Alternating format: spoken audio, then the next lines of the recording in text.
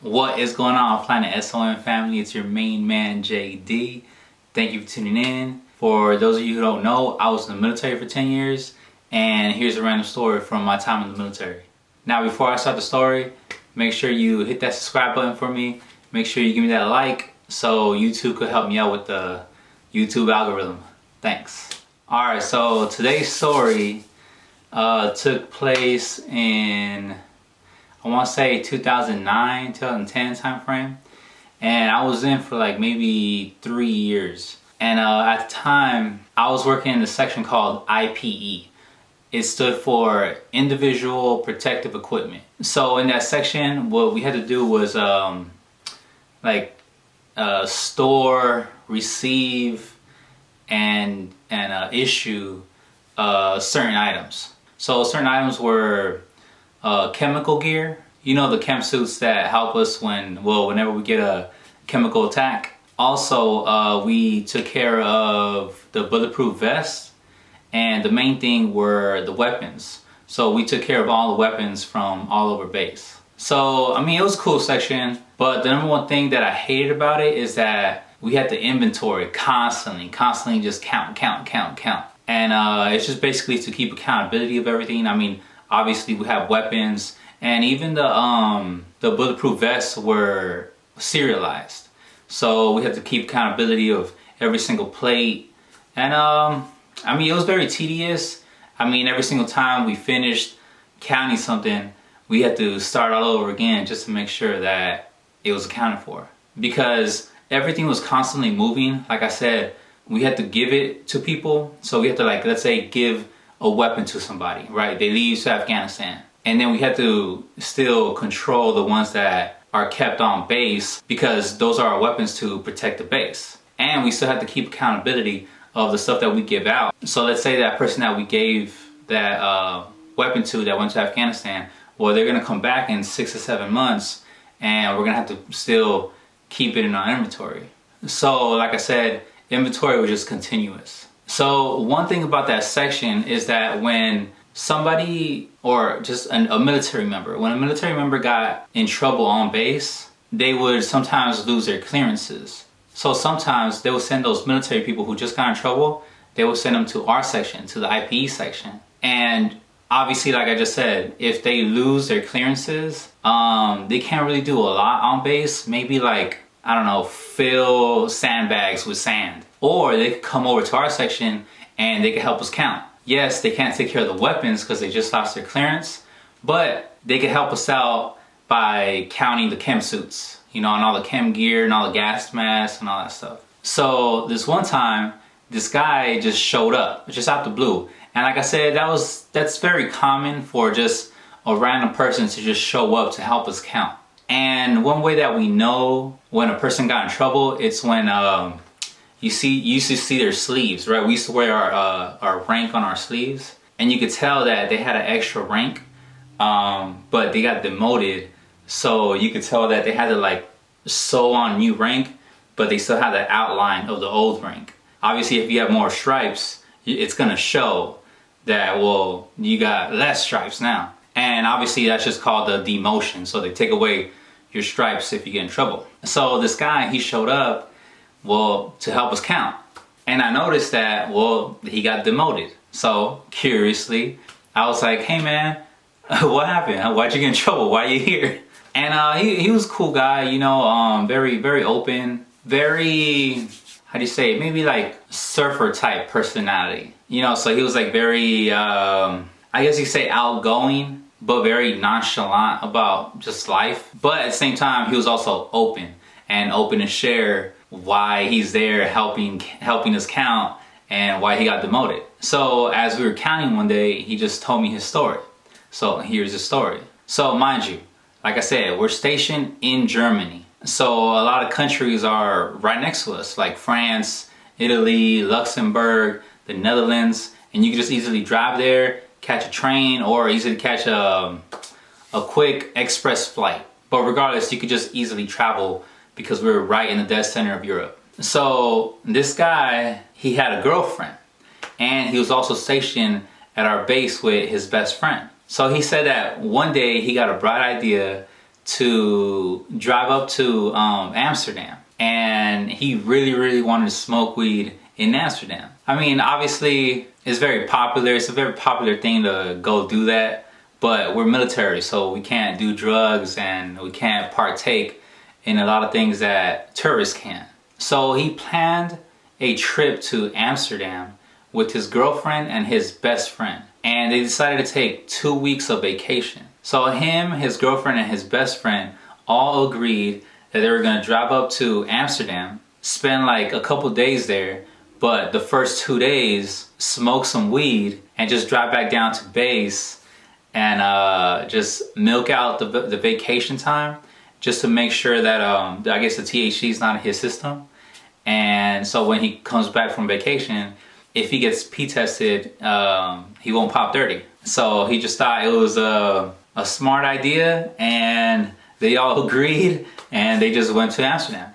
So they get to Amsterdam, and for those of you who have been to Amsterdam, you know that you have to go to the red light district in order to partake in whatever in their activities legally. Because some people think that the whole city of Amsterdam is just like this party place and all that stuff, but really they contain everything, like all the illegal things that we have over here that are illegal in the US. All their fun activities are just kept within a few blocks. Maybe, I don't know, let's just say, I don't know, 10 blocks or something of just their red light district. So the red light district includes obviously the prostitutes and all the drugs you could think about. And right there within the red light district, you also have the coffee shops, which is your dispensaries, your weed dispensaries. So within the prostitutes and the weed, you can also do other things in there. There's also like crack and heroin, and it's all legal in there. But you can't like leave the section with like crack and think that it's okay, you know. But I mean, whatever. Like I said, it's just within a few blocks that you could partake in all those activities and you'll be fine. So all three of them, like I said, it was the guy I just met, his girlfriend, and his best friend. They all take 2 weeks off of work and they end up just driving to Amsterdam. So they get to the red light district and they go into a coffee shop, you know, a weed dispensary place. And they end up just smoking some weed. So they just got high during the first night of their vacation. And the next morning, you know, they woke up and they were sober, and it was all good. So the guy who I just met, he got the bright idea to do some mushrooms, some magic mushrooms. And magic mushrooms are very popular there as well. I know that in some movies I've seen where when they try to depict Amsterdam, you sometimes get to see people drinking absinthe. And absinthe is a green drink where if you drink it, you see a green fairy or a green leprechaun or something like that. Well, it's because they have that psilocybin, the magic mushroom, in the drink. And when you drink the absinthe, then you start hallucinating. And well, I know I've seen that in a lot of movies. What this guy was telling me was like, he said that, he goes, okay, well, I really want to try some mushrooms. And I know that nobody pee tests for mushrooms because mushrooms are like a natural type of drug. So you can't really pee test for, what is it, a fungus or something? So he convinced his girlfriend and his best friend, was like, hey, let's do mushrooms over in Amsterdam. And, you know, all excited, they're all like, all right, yeah, let's do it. Why not? So they spent that second day just doing mushrooms. So they ended up just being high and just, you know, doing their thing. And the next day they woke up and they just drove back to base. Mind you, the drive is probably, I don't know, let's just say from base to Amsterdam, it was probably like a good like 4 to 6 hours. Or let's just say 5 hours, a 5-hour drive. It really wasn't that far. But hey, that's just what they did. You know, the first day they smoked weed. The second day they did mushrooms and they just drove back home. Okay, so they get home and they write out the remainder of their vacation. You know, so they just lay low, you know, they just do regular stuff, they go eat. I mean, they're on base, you know, so like I said, they just write out their 2-week vacation. Okay, so their 2-week vacation is up, And they go back to work, you know, they get their uniform back on and they go back to work. So the best friend, he started feeling guilty, and he was just making things up in his head. Like he was just like killing himself. He was his own worst enemy, and he ended up just being so paranoid that he really got scared. So he went to the guy who I met, and he goes, "Hey man, you know, I don't want to get P tested. You know, I don't want to get kicked out of the military. You know, all because we smoked some weed." And his friend was saying like, "Yo man, like just relax. Like nothing happened. Like we're good. You know, we smoked weed 2 weeks ago. They can't test for mushrooms. Just relax. You know, just and he was just trying to calm his friend down, because I mean he was literally just going crazy. You know, he really felt that guilty, and he was just running wild, I guess you could say. Okay, so the guilt was eating up his friend, like just straight up like, "Oh my God, you know, I can't believe I did that. I can't believe I smoked weed and I did mushrooms. You know, I'm about to get kicked out of the Air Force." And he was just so worried. So guess what his friend did? So his friend, he went up to his supervisor and he told him the whole story. And his supervisor was like so disappointed. He's like, "What? You know, I can't believe that, you know, you went to Amsterdam and, you know, you did drugs and all this stuff.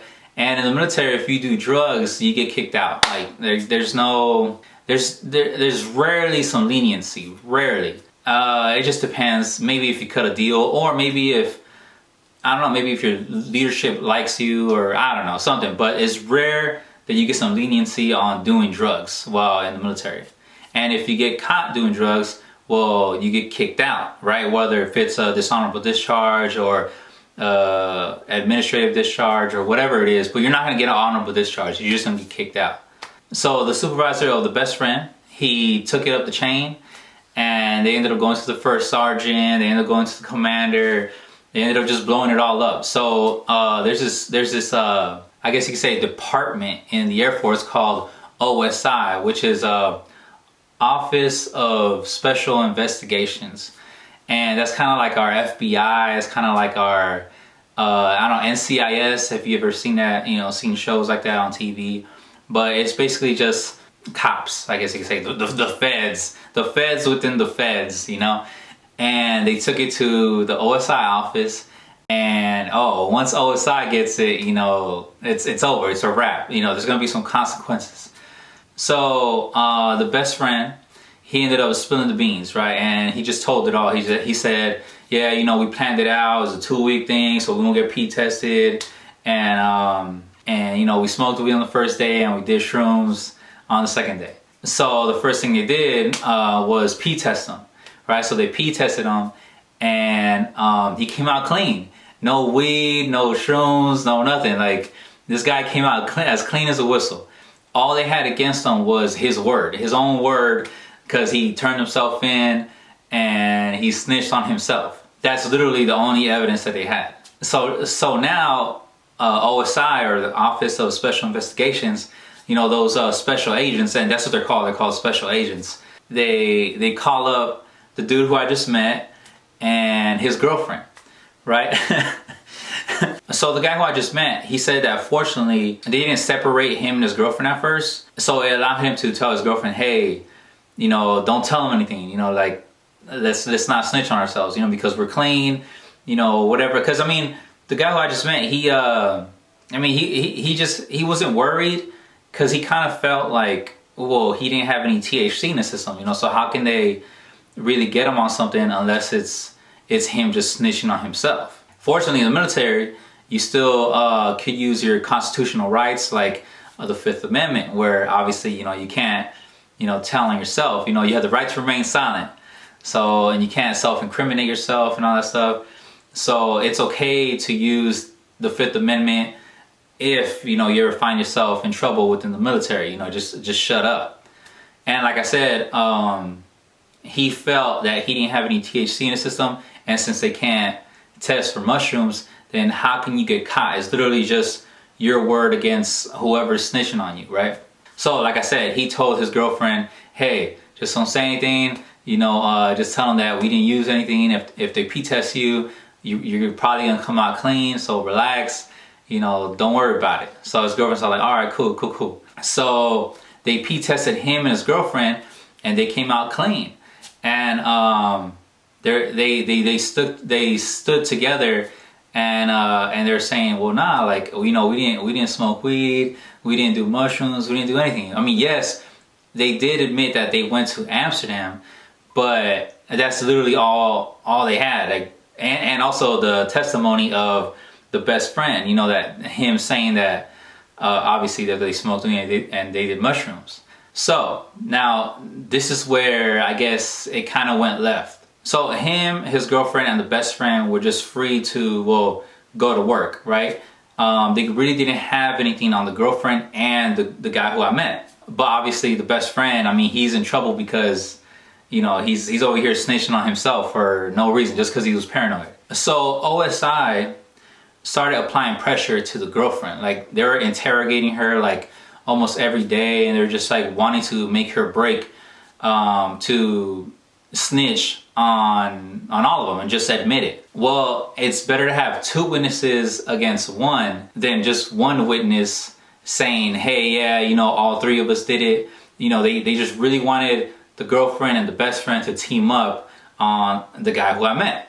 So they were just, like I said, pressuring the girlfriend, and they're interrogating her all the time, and they're just harassing her, you know, just really just trying to break her. So that was causing some problems within the relationship. Since there was some tension, they ended up breaking up. Like, they were just going through that turmoil, and well, they couldn't handle it. So since they broke up, the girlfriend really didn't have any loyalty towards anybody anymore. So OSI took advantage of that situation. So OSI cut a deal with the girlfriend. So OSI said, okay, look, if you admit that all this happened and you guys smoked weed and you guys did shrooms, then we won't kick you out. We will demote you. You will get demoted, but you won't get kicked out. So at this moment, you know, like I said, the girl already broke up with the guy. And like I said, she just felt trapped. And well, she just wanted to save her own skin. So she ended up flipping and going against her ex-boyfriend, her now ex-boyfriend. And she ended up admitting to everything, that all 3 of them, you know, they planned the trip to Amsterdam so they could smoke some weed on the first day. And they ended up doing shrooms the next day as well. And that's how they got the guy who was helping us count. So 2 out of the 3 admitted to the whole situation. And since 2 people were against 1, the guy who I just met, he never admitted it. He never said, yeah, you know, I smoked weed, you know, because really they didn't have any evidence, but just the word of the best friend and the ex-girlfriend. So what happened was they ended up demoting the guy who I just met, who was helping us count the inventory. And we just watched the process of him getting kicked out of the military. I think he got like a dishonorable discharge for doing drugs and for lying to, you know, his commander and everybody that he did drugs. They never found anything on him. You know, like I said, he never admitted it. And obviously, like I said, he didn't piss dirty. You know, they didn't catch him with drugs. They didn't, you know, nothing happened. It was just literally his best friend and his ex-girlfriend who just told on him, and he lost his career over people just snitching on him. Yeah, I mean, he did do drugs. I mean, that's the bad part. But at the same time, you know, if, you know, 3 adults agree to go do something and commit a crime, because in the beginning, come on, let's be real.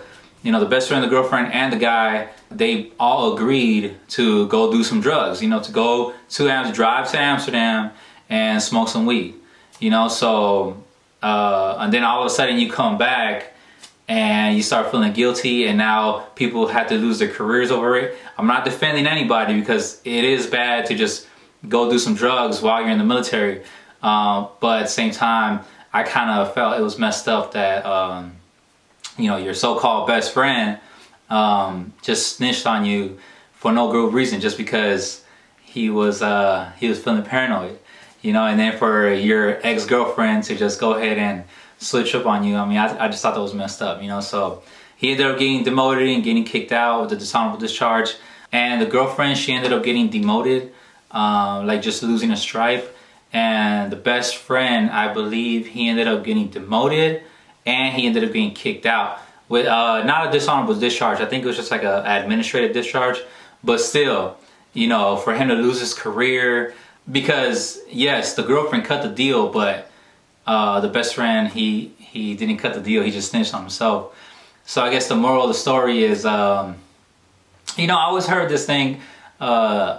Someone told me, don't commit a crime in threes because two people will always gang up on you to snitch on you. And hey, in this situation, that's exactly what happened, you know. So, but hey, that's if you start committing crimes. But hey, don't commit a crime, and you should be good. You wouldn't be in that situation if you commit crimes.